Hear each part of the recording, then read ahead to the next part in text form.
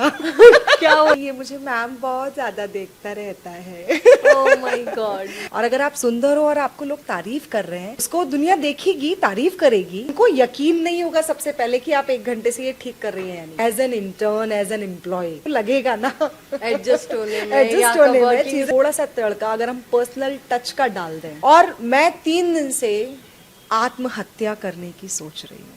वो मौत का ही कि यहाँ इस जमीन पर नहीं मिले तो शायद आसमान में मिल रही है। लैला और मजनू हो गए, वो हमारे सामने अब दोबारा आने लगे हैं। हाँ। नहीं, वैसे तो मेरा बढ़ नहीं रहा है उतना। जिंदगी एक सफर है सुहाना, पर ये सफर कैसे सुहाना बनता है ये आपके मन में जरूर सवाल होगा, क्योंकि जब भी हम ये गाना सुनते हैं हमारा मूड लाइट हो जाता है और सोचते हैं कि वाकई में कि जिंदगी का सफर कितना सुहाना है। पर जब जिंदगी में चुनौतियां आती है तो हमें थोड़ा सा डर जरूर लगता है, कुछ घबराहट भी होती है। और आज के दौर को हम देखें तो कई ऐसी घटनाएं हैं जो हमें बताती है कि जिंदगी का ये सफर कैसे मुश्किल भी होता जा रहा है। तो यही वजह है कि आज हमारे स्टूडियो में हमारे साथ खास तौर पर मौजूद है इंदु तोमर जी। बहुत बहुत स्वागत है इंदु जी आपका। धन्यवाद। देखिए, बहुत खूबसूरत पर्सनालिटी के साथ एक वर्सेटाइल टैलेंटेड पर्सनालिटी आप है, अपने साथ एक गुणों का खजाना आप समेटे हुए हैं। बहुत सारी पढ़ाई आपने कर रखी है, इतने सारे कोर्सेज है, इतने सारे अवार्ड्स आपके नाम है कि अगर अभी हम सबको बताने लगे तो शायद शाम हो जाए।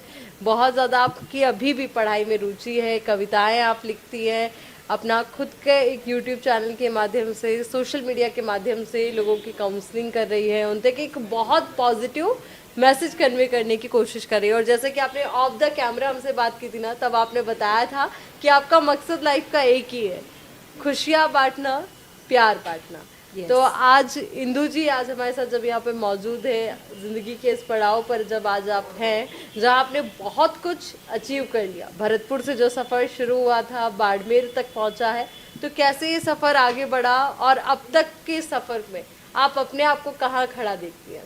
First of all thank you so much Ayushi, यहाँ बुलाने के लिए। और द खटक का मैं शुक्रिया अदा करती हूँ कि मुझे ये अपॉर्चुनिटी दी आपने कि मैं एटलीस्ट यहाँ अपनी बात रख सकूँ। जो आपने बात कही कि भरतपुर से एक सफ़र शुरू हुआ और बाड़मेर तक मैं यहाँ हूँ आज बाड़मेर में, तो मैं एक बात कहना चाहूँगी जो मैं अक्सर सबके साथ शेयर करती हूँ कि भरतपुर जो राजस्थान में है, वर्ल्ड फेमस प्लेस है बर्ड सेंचुरी के लिए। मैं वहाँ जन्मी हूँ, पली बड़ी हूँ, मैंने अपनी एजुकेशन वहाँ से की है, तो वो मेरी जन्मभूमि है। और बड़े गर्व के साथ मैं कहती हूँ कि आज मैं जहाँ जिस धरती पर खड़ी हूँ, बाड़मेर यानी थार के इस जगह पर जहाँ मैं हूँ, वो मेरी कर्म भूमि है। तो कर्म भूमि का जो सफ़र शुरू हुआ, ये कहे कि बाड़मेर आने के बाद पहला रिएक्शन आपका क्या था? बाड़मेर आने के बाद पहला रिएक्शन, सबसे पहला रिएक्शन तो ऑफ कोर्स 2017 में जब मैं बाड़मेर की धरती पर मैंने कदम रखा था, तब दिसंबर में भी वहाँ गर्मी थी और मुझे दिन में ऐसा लग रहा था कि कैसी जगह है ये, यहाँ बहुत रेत है, बहुत सारी चीज़ें, कैसे होगा यहाँ पर, जब मैं आऊँगी चीज़ें होंगी। बट कहीं ना कहीं वो कहते हैं ना कि आपके साथ कोई एक ऐसी ताकत जुड़ी होती है जिसके साथ आप सारी चीज़ें कर लेते हो। तो मेरे साथ मेरी ज़िंदगी में जहाँ तक मैं पहुँची हूँ, सो एक ताकत जुड़ी हुई है, वो है मेरे हस्बैंड, मेरे पति, जो मेरे बैकबोन है, जो मेरे कमर के पीछे ना वैसे दोनों हाथ लगा के ना खड़े रहते हैं और मैं भी तन के खड़ी हो जाती हूँ और हर जगह कुछ भी काम करने पहुँच जाती हूँ।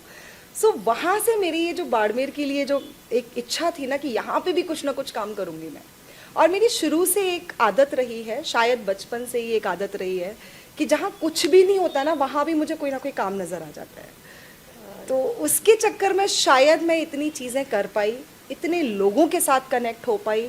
जहाँ गई, जिस शहर में गई, उस जगह पर मैंने समाज में जुड़ कर के लोगों के साथ में काम किया, उनके साथ प्यार खुद के लिए भी बटोरा और उनको भी उतना ही प्यार बांटा।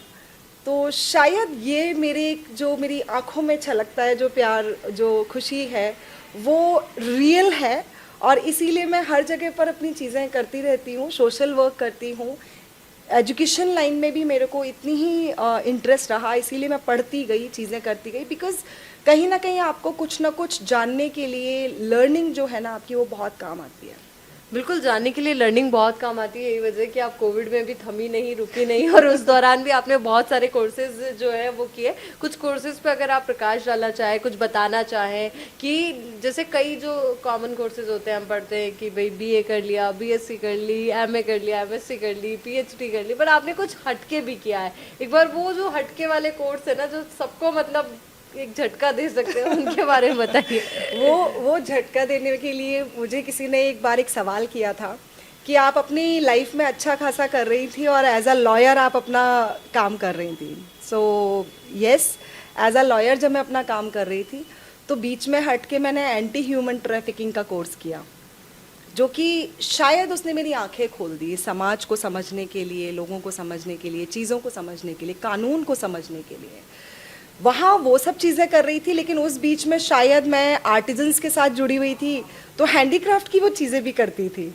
सो उसके लिए भी मैंने INFB से कोई फैशन डिज़ाइनिंग का कोर्स भी किया। अच्छा, फैशन डिजाइनिंग का कोर्स भी आपने उसी दौरान सो लोगों को लगा कि आप तो लॉ पढ़ रहे हो, लॉ में वहाँ कोर्ट में जाकर के काम करते हो और ये कहाँ फैशन डिज़ाइनिंग।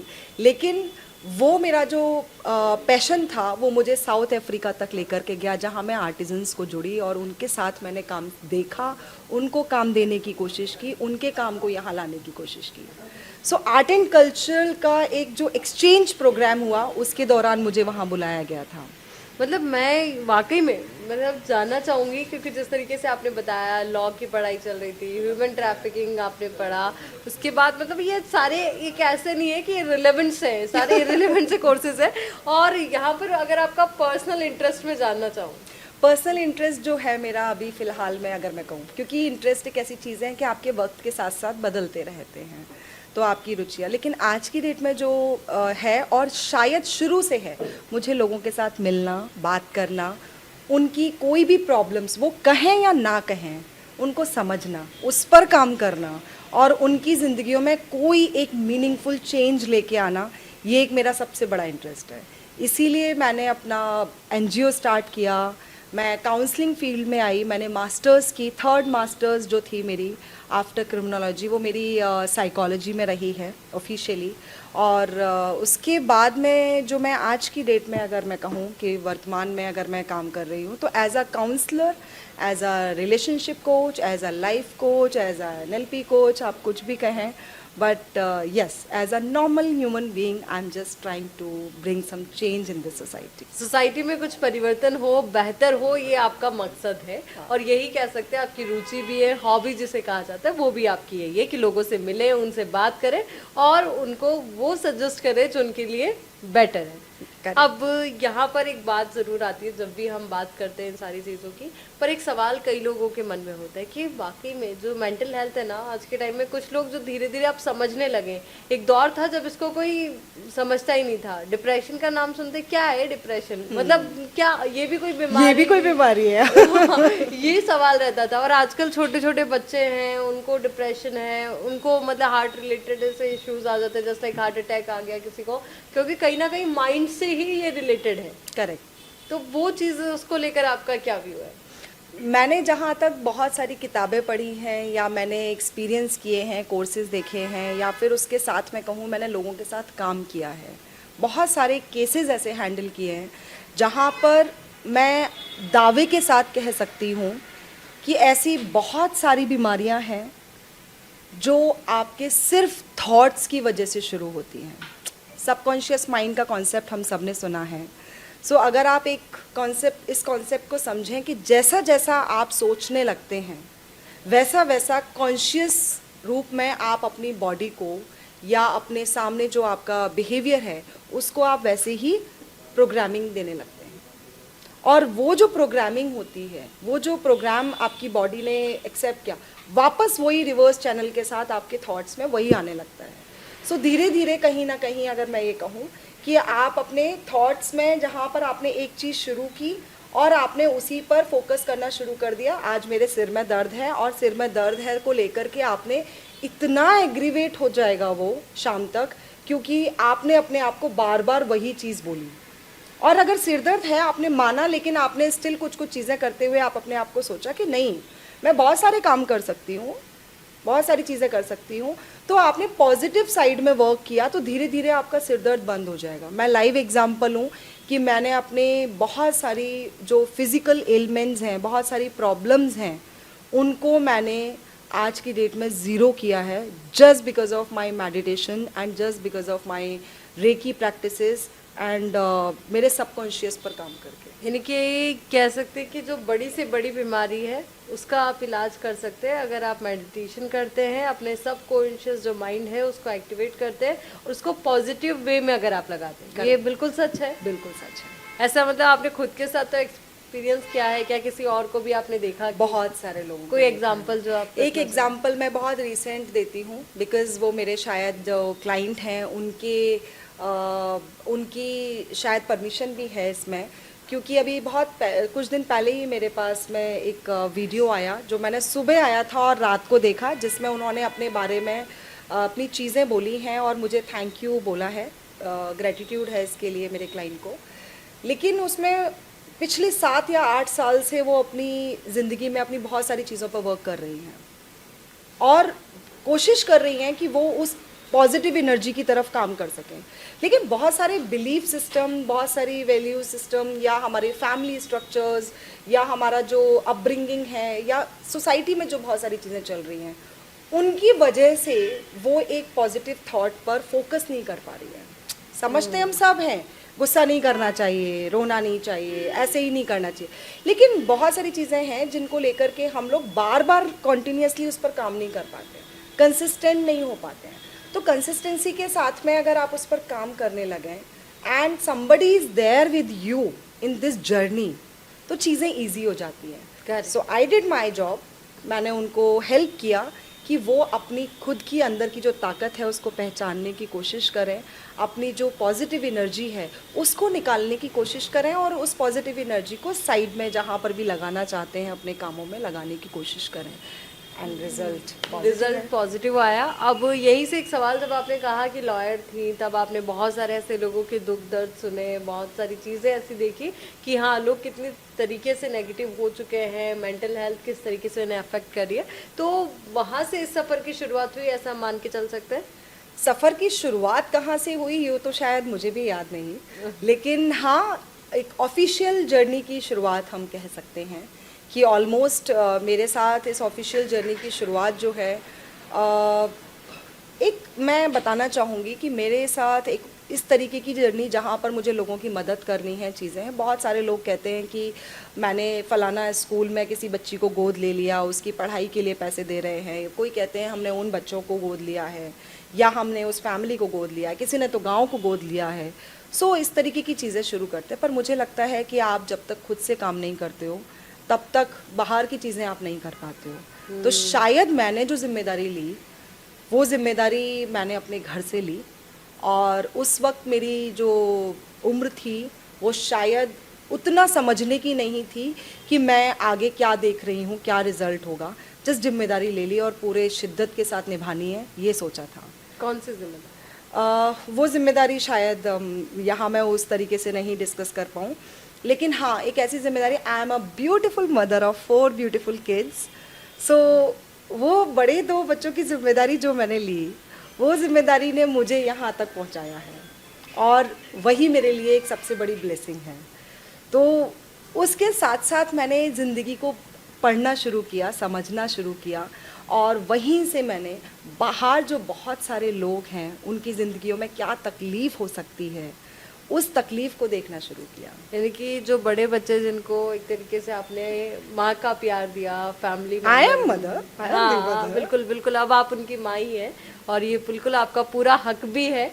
और आपने जैसे ऑफ द कैमरा भी बताया था शायद हमें कि किस तरीके से आपने अपनी बेटी की शादी की, तो उनको वो अटैचमेंट क्या वाकई में देना पॉसिबल है जो आज के दौर में कई लोग सोचते हैं कि हाँ real mother is real mother, तो उन लोगों को क्या मैसेज इसके थ्रू? वो बच्चे मेरी जान हैं मेरे चारों बच्चे मेरी जान हैं, और मेरे चारों बच्चे ही हैं जो मुझे आगे बढ़ने के लिए हर वक्त मेरे साथ खड़े रहते हैं।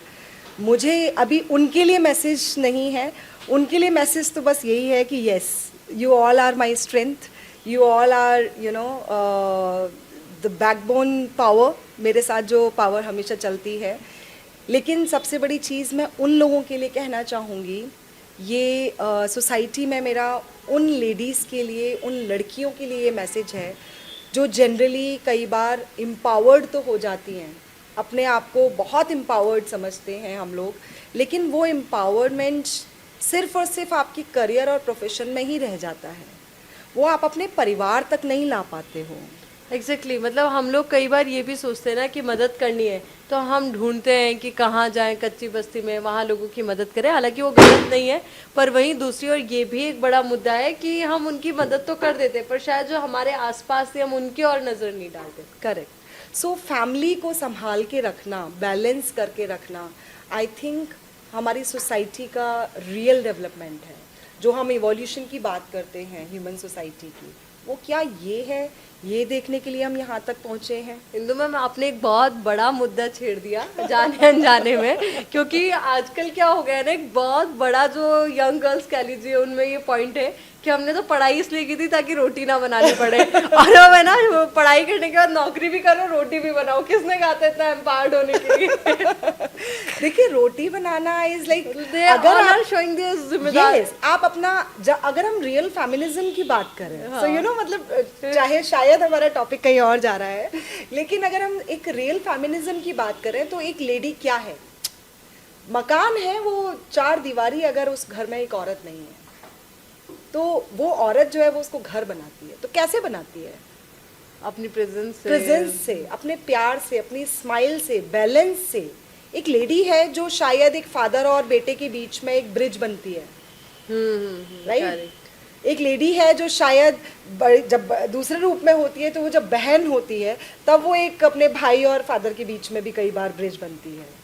अपने हस्बैंड के साथ साथ वो अपने हस्बैंड के घर की भी रिस्पॉन्सिबिलिटीज़ को ले, गुस्सा करना जायज़ है, लड़ना झगड़ना रोना ये सारे इमोशंस हैं, ये सब अपने आप को एक्सप्रेस नहीं करोगे तो फिर काय बात के इंसान हो, फिर इंसान कैसे हो आप, है ना। तो वो सब तो ठीक है, मैं भी बहुत रोती हूँ, बहुत गुस्सा करती हूँ, बहुत चीज़ें होती, बट कितनी जल्दी आप बातों को समझ सकते हो, कितनी जल्दी आप बैलेंस कर सकते हो, ये आपका एक रियल पावर जो है, जो आपके अंदर का जो एक अच्छा इंसान है ना, वो ये शो करता है। नहीं, how to balance these things, क्योंकि ना बहुत बड़ा एक आज के टाइम में मुश्किल भरा दौर भी आप कह सकते हैं वर्किंग फीमेल्स के लिए, जो खुद काम भी कर रही है, घर भी संभाल रही है, बट वो शायद उतने बेटर वे में ना कर पा रही हो, बट हाँ they want to give time to their family, कि अपने परिवार को वो टाइम दे, उनको बैलेंस करे, और साथ में फैमिलीज भी है वो भी कहीं ना कहीं समझ रही है।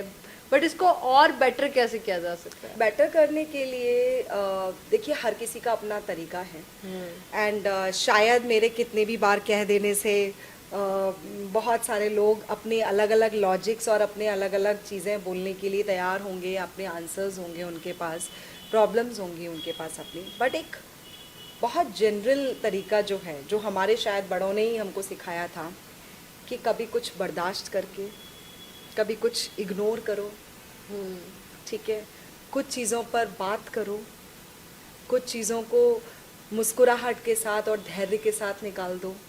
इस तरीके से ज़िंदगी चलती है। हम हर चीज़ पर जहाँ ज़रूरत है बोलने की, वहाँ उन चीज़ों पर हम कई बार बोलते नहीं हैं। जहाँ आपस में प्रॉब्लम्स होती हैं फैमिलीज़ में, आज कितनी फैमिलीज़ हैं, बाड़मेर का ही अगर मैं आपको एग्जांपल दूँ, मैंने अपने काउंसलिंग सेशंस में ऐसे कई एक्टिविटीज़ कराई हैं जहाँ पर लड़कियाँ और लड़के काफ़ी रोए हैं, फादर्स और मदर्स काफ़ी रोए हैं, जहाँ उन्होंने अपने बच्चों को आपस में कई सालों से, महीनों से गले नहीं लगाया। आप बात करिए, देखिए आप जाके कि ऐसी फैमिलीज़ हैं जहाँ पर बात नहीं करते लोग, सब बिजी हैं, और आज की डेट में तो मोबाइल और आ गया है। करेक्ट, तो साथ रहकर भी साथ नहीं, एक कमरे से दूसरे कमरे में आवाज देने के लिए लोग कॉल करते हैं, मैसेज करते हैं एक दूसरे को। वो शोरगुल कहीं थम गया है कि अरे सुनना तो इधर आना तो। वो जो घर में शाम को और सुबह जो कलेश मचता है ना, वही है जो घर कहलाता है। करेक्ट, इसीलिए वो कहते हैं रौनक छा गई, जो अब सिर्फ शायद त्योहारों के दिन देखने को मिलती है, बाकी और दिन तो आज भी बहुत सारे त्योहारों में, बहुत सारे परिवारों में लोग घर वापस नहीं जाना चाहते हैं। करेक्ट, ये बात भी है। तो इसको भी लेकर आपको कोई लगता है कि हाँ कहीं ना कहीं कमी हमारी है कि हम धीरे धीरे अपनी जड़ों को भूलते जा रहे हैं, बहुत सारी चीजें हमें आडंबर लगने लगी है, ऐसा लगता है अरे ये क्या है, फालतू की चीजें, कौन मानता है? हाँ बिल्कुल, आज की डेट में अगर मैं आज भी अगर हमारे कहीं जो मेरे आर्मी में या बाहर या घर में कहीं पर भी हमारे सोशल फंक्शंस होते हैं, तो मुझे आज भी सजना संवरना बहुत पसंद है। मुझे वो इंडियन ब्यूटी कहलवाना अपने घर में और तारीफ़ करवाना बहुत पसंद है। पूरे घर को सजाना, दियों से रखना, चीज़ें करना, कोई भी आ जाए, कोई भी घर आ जाए, वो खाने के वो बहुत सारे डिशेस बनाना, वो चीज़ें करना, वो खुद बहुत से पसंद बनाती है सब। Most of the time. यानी वो सब पसंद है। आज की डेट में हाँ मुझे बहुत पसंद है। और कई बार तो बच्चे बोलते हैं तो वो खाना भी कि आपका ही हाथ का ये चीज़ खानी है, तो जो भी आपको आता है वो जैसा भी बनेगा, बट आप बनाते हैं हम लोग। सो यू नो आज की डेट में लेकिन आप देखिए कि कई बार ऐसी चीज़ें गुम होती जा रही हैं। सो आजकल जो जनरेशन है, आई एम नॉट सेइंग कि 100%, बट येस 50-50 का रेशो हमेशा ही रहता है। तो आज वो 50% जो जड़ें भूल रहे हैं वो शायद थोड़ा ज़्यादा हो रहा है। तो बस मेरा जो यंग जनरेशन है उसको मैं अगर मेरे तरफ से अगर यहाँ से एक मैसेज जा सकता है तो वो एक मैसेज ज़रूर है कि घर में बैठ कर के अपने फादर को, अपनी मदर को अपने दिल की बात ज़रूर बताओ। क्या होगा बाद में, एक चांटा पड़ेगा, वो नाराज़ होंगे, क्या है, कोई फ़र्क नहीं पड़ता, लेकिन अपनी बात कह दो, अपना काम कर दो, ताकि लाइफ लॉन्ग वो रिग्रेट ना रहे कि यार काश मैंने कह दिया होता। ये कम्युनिकेशन बहुत ज़रूरी बहुत ज़रूरी है, और healthy communication, two way communication बहुत ज़रूरी है। कई बार बच्चे अपनी बात कह देते हैं, पेरेंट्स उनको रिस्पॉन्ड नहीं करते हैं, उनकी भी अपनी मजबूरियाँ, परेशानियाँ, टेंशन, स्ट्रेस बहुत कुछ है। तो मेरे ख्याल से वो टू वे कम्युनिकेशन से एक फैमिली में अगर होगा तो हम अपने बच्चों को हेल्दी इन्वायरमेंट दे पाएंगे। और फिर जो हमने बात की थी हेल्थ से रिलेटेड कि बीमारियां कैसे हैं, क्या है, फिर आगे आप देखिए कि ऑटोमेटिकली वो हेल्थ जो है इम्प्रूव होने लग जाएगी। बिल्कुल। और आज ये बड़ा सवाल भी हो जाता है कि पहले हमें याद है कि बचपन में हमारे पेरेंट्स हमें पढ़ाया करते थे, वो टाइम मिलता था, डांट भी पड़ती थी, पर हाँ वो पूरा हम लोग देखते थे कि हाँ भाई पापा आने वाले, उससे पहले पूरा काम करना है और ये पूरा पढ़ाई का काम पूरा हो जाना चाहिए। और वो याद किया हुआ आज तक आपको याद भी होगा। अब क्या हो गया है, पेरेंट्स अपनी लाइफ में बिजी हैं, पापा थक हार के आते हैं, शायद वो बच्चों से शायद बात भी कभी कभार कर पाते होंगे और इतने बेटर वे में बात नहीं हो पाती, क्योंकि बच्चे भी अगर आते भी है पेरेंट्स तो आधे टाइम फोन पे, मतलब phone is everything for that. मेरे घर में एक बहुत ही अच्छा सिस्टम है कि मैं अगर कहीं भी जाती हूँ या मेरे हस्बैंड कहीं भी जाते हैं या आते हैं या बच्चे कहीं भी जाते हैं, सब एक दूसरे को बता के जाते हैं कि मैं यहाँ जाने वाला हूँ या मैं यहाँ जा रहा हूँ या मैं ये करने जा रही हूँ, सबको वो पता होता है। और जब लौट के आते हैं तो बच्चे, तो जो छोटे बच्चे हैं वो तो बहुत जम करके गले लगते हैं। रात को सोने से पहले वो डेली गुड नाइट वो गले लग कर के ही होती है।